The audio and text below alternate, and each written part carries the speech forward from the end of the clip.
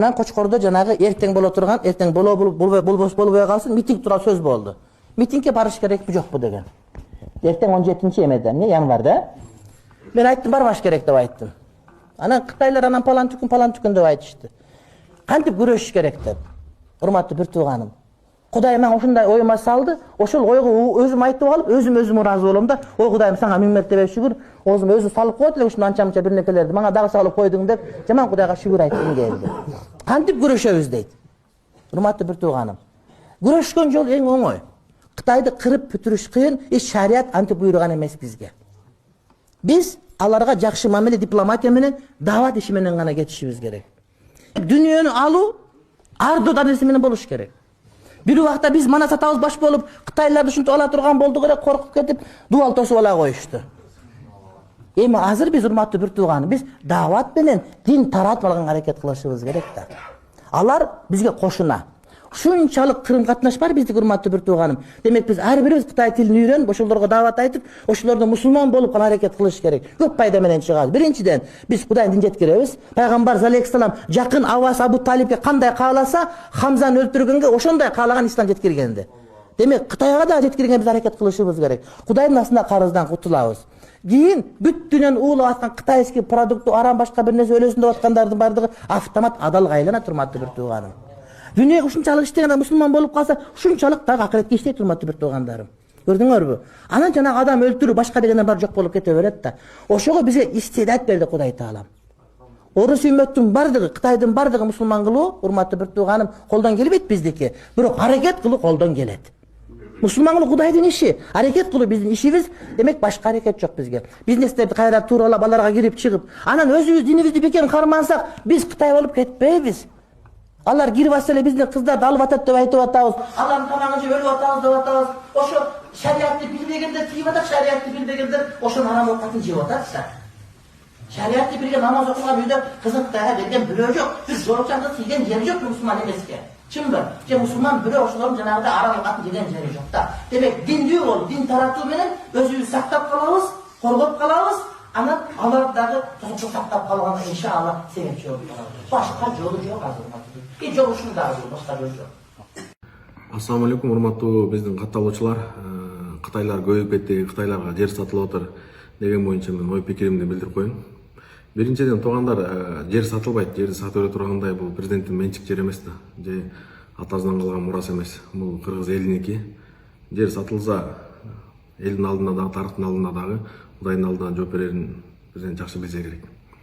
Экинчиден да Кытайлар көбөйдү. Мурунка караганда балким 4-5 эсе көбөйдү. Көбөйгөнүн себеби туугандар 2020-дан баштап көп стройка жүрүп баштады. Мурун мындай строительный компания частныйлар. Ассаламу алейкум, жалпы кыргыз элим. Сиздерден жардам сурап кайрылып жатамын. 3 баланын жалгыз бой энесимин. Ортончу балам Умар 6 жашта, диагнозу ДЦП, врожденный паралич. Кайдыгер карабаган кыргыз элим. Уулум Умарга жардам бериңиздер. Балдарыңыздар оорубасын. Жараткан Аллах Таала өзүнөн башка эч кимге муктаж кылбасын суранамын. Уулум Умардын жок дегенде отуруп калышына жардам бериңиздер. Балам жок дегенде өзүнүн тамагын өзү ичкенге жардам бериңиздер, суранамын. Уулум Умарды таштабаңыздар.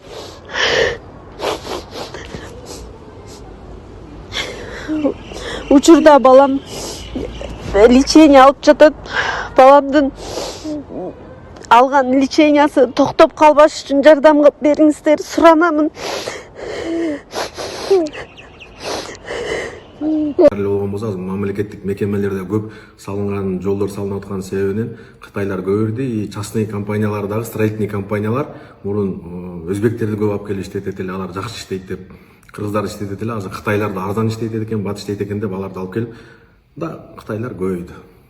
Мындан дагы көбүрөөк болмок. Бирок бизде кошуналардан единственный Кыргызстанда менен Кытайдын ортосунда визовый режим бар. То есть любой Кытай эле осогон тебип кирип келе албайт. Виза бар. Мисалы Казакстан менен Кытайдын ортосу без виза. Өзбекстан менен Кытайдын ортосу безвиза. Булар мамлекетин жакшылап бекемдеп алды. Эгер биз мамлекетти үзө турган болсо, Кытайлар кирбесин дей турган болсо, анда биз изоляцияда калып калабыз. Көрүңүздөр, Өзбекстан кандай өнүгүп атат мисалы.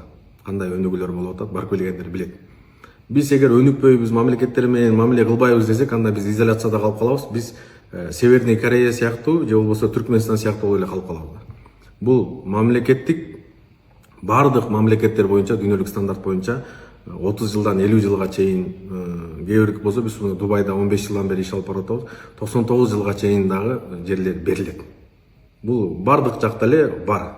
Мисалы Кытайларга эле жер берилип атат. Балким бул бир мамлекеттердин кызыкчылыгы болуп атабы, биздин элге туура түшүнөт, бирок ушинтип качайт этип Кыргызстан өнүккөнү жакпай атабы, себеби жакында темир жол курулуп келатат. Темир жол курулса, биз кээ бир мамлекеттерден көз карандылыктан чыгабыз. Ошон үчүн бул көп кимдерге жакпай атат.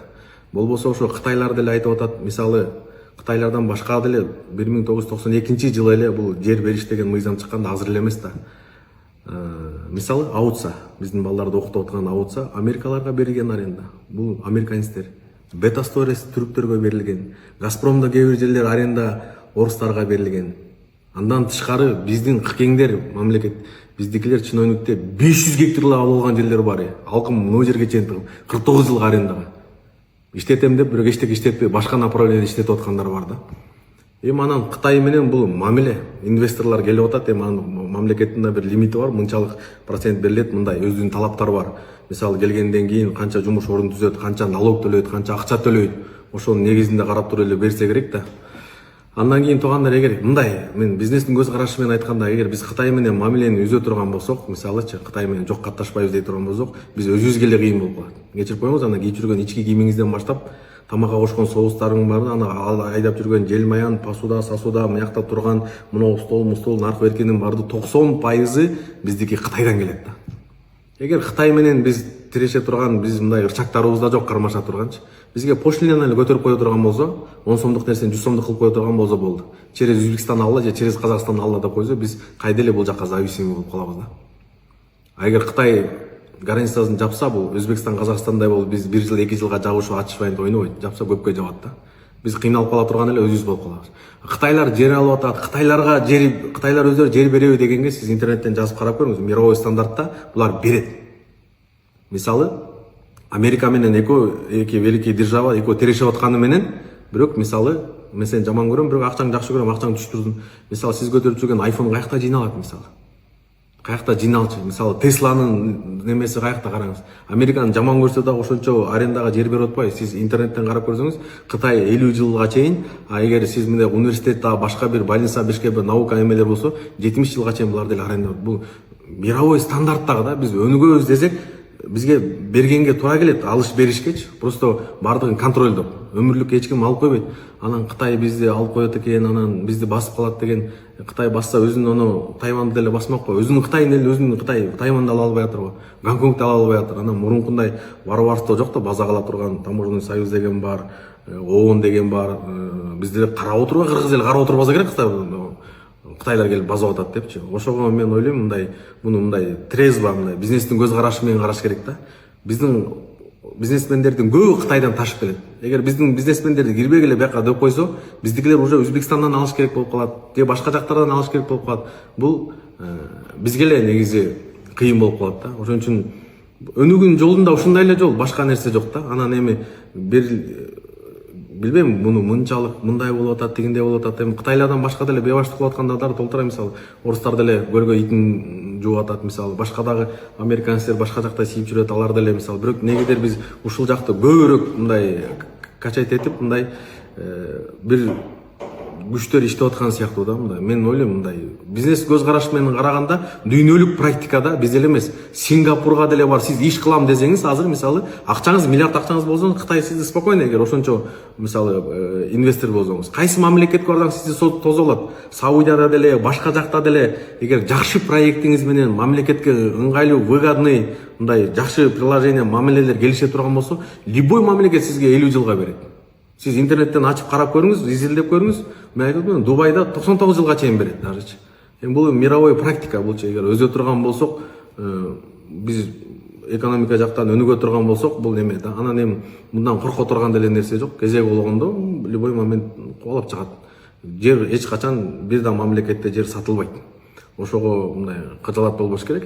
Президенттер деле кетет. Канча жыл, 5 жыл, 10 жыл мындай башкасы келсе деле өнүгө турган дагы немелер болуш керек да, мамилелер болуш керек, отношениялар болуш керек.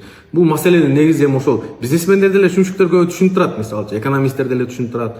Депутаттар деле бул маселени шайланып келгенде туура түшүндүрүш керек болчу, бирок негедир бардыгы бул маселени айткандан баягы өзүнүн садага чапкандан коркуп атат да. Азыр айтсам эл жап коет. Азыркы күндө моментте биз мындай элге жага турган нерсени айтыш керек болуп атат. Мен деле Кытайдыларды көрө турган көзүм жок. Бирок биз бизнес кылыш керек, иш кылыш керек, мамлекетти өнүктүрүш керек да. Биздин башка жолубуз жок да. Алыш бериш болуш керек, өнүгүш болуш керек. Эгер өзүбүз менен өзү жата берсек каяктан өнүгөбүз? Мунун жолу ошондой эле. Буга эч кандай деле мындай кыжалат боло турган нерсе жок.